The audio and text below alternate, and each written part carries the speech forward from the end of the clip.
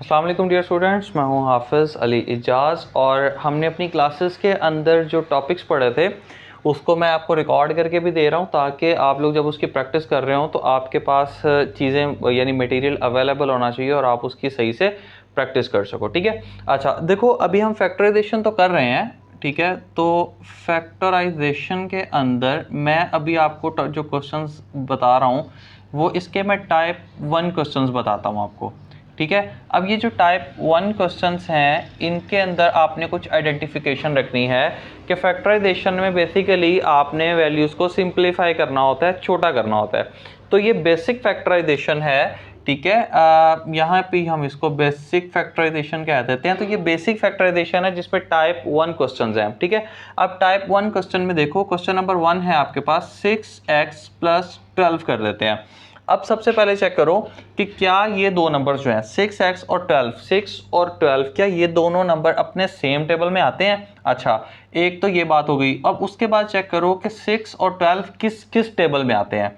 6 तो 2 के टेबल में आ गया, तो ऑब्वियसली 2 के टेबल में हमारे पास 12 भी आता होगा। अच्छा, उसके बाद 6 जो है वो 3 के टेबल में आता है और 3 के टेबल में 12 भी आता है। ओके, 4 के टेबल में 6 आता है, नहीं आता। 5 के टेबल में नहीं आता, 6 के टेबल में 6 आता है और 12 आता है, ठीक है। अब इससे आगे इसके फैक्टर्स नहीं बन सकते। अब मैं क्या करूंगा, देखो, अब हम इनमें से कॉमन निकाल सकते हैं। अब कॉमन कैसे निकालेंगे?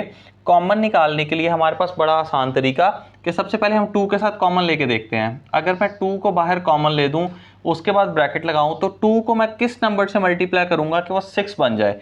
सो मैं 2 को 3 से मल्टीप्लाई करता हूं तो वो 6 बन जाएगा। और x देखो सिर्फ यहाँ पे है, इस तरफ नहीं है, तो मतलब x मेरा कॉमन नहीं आ सकता।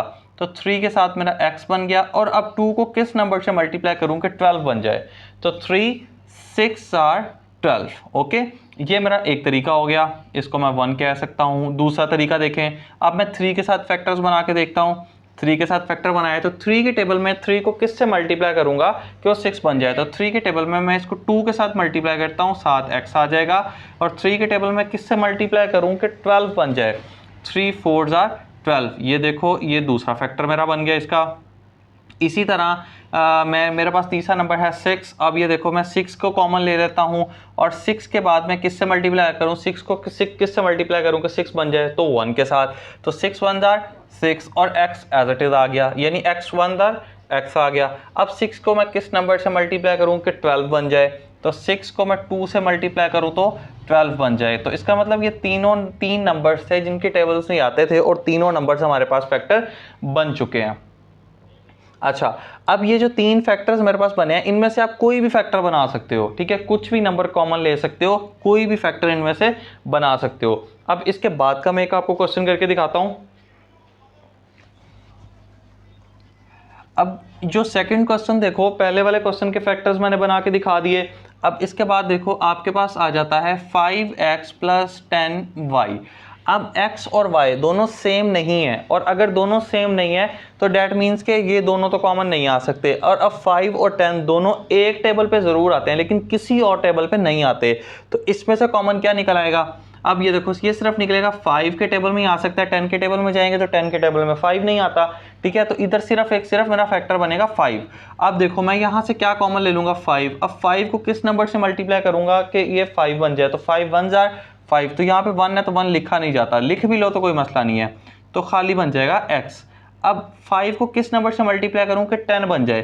5 को 2 से मल्टीप्लाई करूंगा तो 10 बन जाएगा और y साथ एज इट इज आ जाएगा, ठीक है। तो ये मेरा इसका फैक्टर बन गया, तो ये मेरा इसका आंसर बन गया। इसके बाद आगे आ जाओ और क्वेश्चन देख लो। क्वेश्चन है आपके पास 20m³ - 30m²। 20m³ - 30m²। अच्छा, अब ये मैं फिर से बता रहा हूँ, ये टाइप 1 क्वेश्चन है, इसमें आपके पास 2 नंबर्स दिए होंगे, उनमें से आपने कुछ भी कॉमन ले लेना है। अच्छा, अब ये देखो 20 और 30 ये 2 नंबर्स हैं। अब इन दोनों नंबर्स को देखेंगे किस किस टेबल में आ सकते हैं। तो 20 अगर 20 आ सकता है 2 के टेबल में आ सकता है, तो 2 के टेबल में 30 भी आता है। 3 के टेबल में 20 नहीं आता, 4 के टेबल में 20 आता है लेकिन 4 के टेबल में 30 नहीं मिलेगा आपको। उसके बाद आ जाओ 5 के टेबल में 20 भी आता है, 30 भी आता है। 6 के टेबल में 20 भी नहीं मिलेगा, 30 भी नहीं मिलेगा। 7 के टेबल में भी नहीं मिलेगा, 8 में भी नहीं, 9 में भी नहीं। तो फिर जाके ये और किसी टेबल में ऐसे नंबर नहीं मिलते। सो हम इसको 5 पे सबसे स्टार्ट में सबसे छोटा नंबर, तो वो है मेरे पास 5। अब देखो यहाँ पे m क्यूब है और यहाँ पे m स्क्वायर है। डेट मीन्स कि m स्क्वायर और m स्क्वायर कॉमन है, तो मैं यहाँ पे m स्क्वायर को भी बाहर रख सकता हूँ। तो यहाँ पे क्या बच गया, खाली m बच गया। और माइनस कर दूँ 5 को किस टेबल पे लेके जाऊँ तो 30 हो जाएगा। 5 6 आर 30 और m स्क्वायर तो बाहर निकल गया, ख़त्म हो गया। तो ये मेरा यहाँ पे फैक्टर बन गया। अब इसी टाइप 1 के क्वेश्चंस मैं आप लोगों को शेयर करता हूं और वो क्वेश्चन जो है आप लोग इसके अंदर सॉल्व करोगे और वो पूरी एक्सरसाइज यानी ये जो प्रैक्टिस के 5-6 क्वेश्चन हैं वो सॉल्व करके मुझे दोगे। जो क्वेश्चन समझ नहीं आएगा वो क्वेश्चन आप मुझे बताओगे और इंशाल्लाह मैं आपको उसका आंसर करूंगा, फौरन ही उस क्वेश्चन को समझा दूंगा, ठीक है। तो कल की क्लास से पहले वाले आप पूरी कोशिश करना कि आप इसको सॉल्व कर पाओ। और अभी साथ ही मैं आपको टाइप 2 के क्वेश्चन भी समझाता हूँ। अच्छा बच्चों, अभी देखो फैक्टर जो फैक्टराइजेशन का हम टाइप 2 करते हैं, ठीक है। और इस टाइप 2 के अंदर जो है हम लोग करेंगे फैक्टराइजेशन विद वेरिएबल्स। अब इसके अंदर सबसे पहले तो देखा आपने 1 के अंदर कि सिर्फ और सिर्फ आपके पास नंबर्स थे जिनको आपने करना था, ठीक है। अब दूसरे के अंदर अब आप क्या करोगे, अब आपके पास क्वेश्चन आ जाएगा 3x का स्क्वायर प्लस 6x।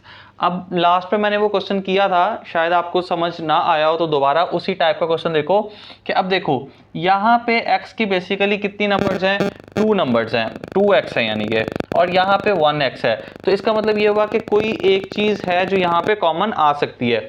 और उसके बाद 3 देखो, ये फैक्टर्स बनेंगे, इन दोनों के फैक्टर्स तो सिर्फ और सिर्फ 3 बनेगा। तो नंबर तो अब आप समझ चुके हो, तो 3 यहाँ पे आ गया। अब x इसमें भी है और x इसमें भी है, तो एक x बाहर आ गया। तो यहाँ पे 2x थे, एक x बाहर आ गया, तो अंदर कितने x रह गए, एक x रह गया। तो ये बन गया x। अब 3 को कितने नंबर से मल्टीप्लाई करूं कि 6 बन जाए, 3 को 2 से मल्टीप्लाई करूं तो 3 2 आर 6, और ये वाला x चूंकि यहाँ आ गया। अब मैं अगर इसी नंबर को सेम इसके साथ मल्टीप्लाई करूं तो वापस ये नंबर बन जाएगा। चलो मैं आप लोगों के लिए करके दिखा देता हूँ। 3x को x के साथ मल्टीप्लाई किया तो मेरे पास बन गया 3x का स्क्वायर, और यही 3x को जब मैंने यहाँ मल्टीप्लाई किया तो वो बन गया 6x का खाली 6x बन गया। तो ये मेरा नंबर वापस वही बन गया। तो ये टाइप 2 के अंदर आप लोग समझोगे कि वेरिएबल्स के साथ किस तरह से कॉमन लिया जा सकता है। अच्छा, इसके बाद जो क्वेश्चन है वो 4a स्क्वायर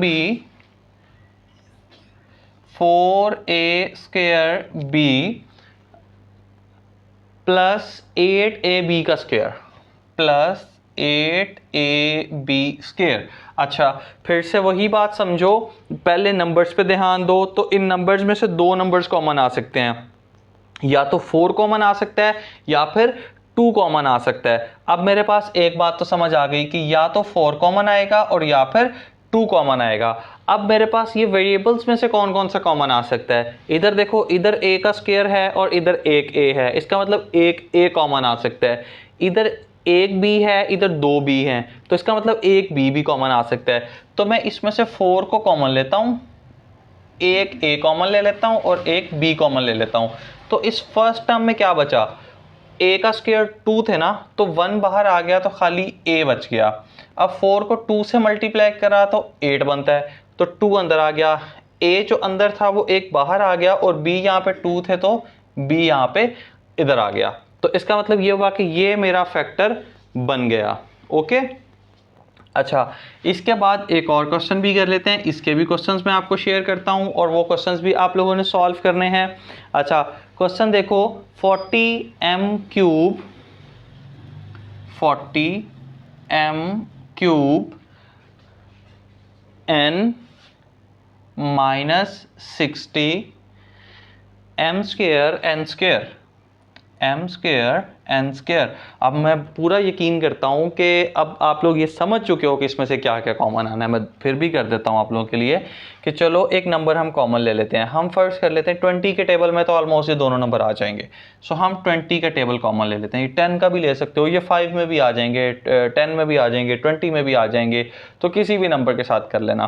तो ये 20 आ गया। अब यहाँ देखो एम क्यूब और यहाँ पे एम स्क्वायर, तो मतलब एम स्क्वायर जो है वो यहाँ से कॉमन आ सकता है। अब एन स्क्वायर और एन, इसका मतलब एक एन यहाँ कॉमन आ सकता है। तो यहाँ बचा खाली एम माइनस 20 को के साथ कहाँ मल्टीप्लाई करूँगा, 6 आएगा तो 2 3 6 होता है, 60 आएगा तो 3 के साथ 20 को 3 से मल्टीप्लाई करो तो 60 आ जाता है। एम स्क्वायर तो बाहर निकल गया पूरा, तो अंदर बच गया एन। तो ये हमारा यहाँ पे आंसर बन गया। तो देखो 20 को, यहाँ मैंने 20 लिया था तो सॉरी यहाँ 2 रह गया। 20 को 2 से मल्टीप्लाई किया तो 40, एम स्क्वायर के एम से किया तो क्यूब, और एक एन था वो बाहर आ गया, वो साथ आ गया। अब 20 को 3 से मल्टीप्लाई किया तो 60, M square as it is आ जाएगा, और एन एक बाहर चला गया था तो एक अंदर रह गया। तो आसान है, ठीक है। उम्मीद है बाकी क्वेश्चन की आप प्रैक्टिस करोगे। जो नहीं समझ आएगा हम तो हैं ही आपको समझाने के लिए, ठीक है। तो ये वो टाइप 2 के क्वेश्चंस मैंने आपको समझाए। अब टाइप 2 के क्वेश्चंस की आप लोग प्रैक्टिस करोगे, ठीक है। अब बच्चों टाइप 3 के फैक्टराइजेशन देखो। टाइप 3 के अंदर क्या आएगा, अब टाइप 3 के जो क्वेश्चंस होंगे उसके अंदर आपने एक फार्मूला के साथ डील करना है। फार्मूला क्या है, आप लोग पहले भी क्लासेस में पढ़ चुके हो। ए का square minus B square is equals to A minus B and A plus B. इनको आप मल्टीप्लाई करेंगे तो यही बनेगा। क्लासेस में समझाया था, दोबारा फिर समझा दूंगा। अभी क्वेश्चन देख लेते हैं। एक एक्स स्क्वायर, वो मुझे कहता है, क्वेश्चन है एक्स स्क्वायर माइनस 9। तो मैं कैसे डील करूंगा इसके साथ। मेरे पास देखो ये भी एक स्क्वायर है, ये भी एक स्क्वायर है, सेंटर में साइन माइनस का है। कैसे, मैं इसको ऐसा लिख सकता हूँ, एक्स का स्क्वायर माइनस 3 का स्क्वायर, ठीक है। अब 3 का स्क्वायर क्या होता है, 9 होता है, हमें पता है। तो मैं इसको लिख दूँ x minus 3 and x plus 3। जैसे देखो a माइनस बी, तो हम यही मान लेते हैं, मान के चलते हैं कि ये जो है हमारा a है और ये हमारा b है। तो first time a minus b, फिर ये a सेंटर में साइन प्लस का माइनस प्लस b। उसके बाद दूसरा सवाल देख लो, एक्स स्क्वायर माइनस का 49 आ जाता है। तो सेम पहला स्टेप क्या, इनके स्क्वायर्स बना दो। माइनस 49 किसका स्क्वायर होता है, 49 होता है 7 का स्क्वायर, 7 का स्क्वायर होता है 49। सो क्या बन जाएगा, x माइनस 7 यानी a minus B and x plus 7 यानी कि a प्लस बी, ठीक है। a प्लस बी और a माइनस बी सिर्फ आपके पास उसका एक स्केच है कि आपने जस्ट उस स्केच के अंदर उसकी वैल्यूज़ को पुट कर देना है। That's very simple. उसके बाद एक क्वेश्चन देखो, मैं यहाँ पे इसको इरेज करता हूँ ताकि फ्रेम को प्रॉब्लम ना आए। सो क्वेश्चन देखो, 49x का square minus 81, okay. As simple, 49 किसका स्क्वायर है, किसका स्क्वायर रूट बनता है। अब अगर मैं 7x को इस तरह लिख दूं और 81 9 का स्क्वायर लिख दूं, तो क्या मैं इसको लिख सकता हूँ 7x माइनस 9 यानी a minus B and 7x plus 9 a plus B. Very simple. तो अभी आप लोग इसकी भी वर्कशीट आपके पास आ जाएगी। आपको चेक करना है कौन सा किसका स्क्वायर बनता है और उसके स्क्वायर को एक फॉर्मूला में पुट कर देना है, ठीक है। सो इसके क्वेश्चंस भी मैं आपको भेज रहा हूँ, इसको भी आप लोग सॉल्व करेंगे और सॉल्व करने के बाद आप मुझे सेंड करेंगे एज असाइनमेंट, ठीक है। और इसके बाद फिर हम टाइप 4 के क्वेश्चंस करेंगे और आगे मूव करते जाएंगे, ठीक है।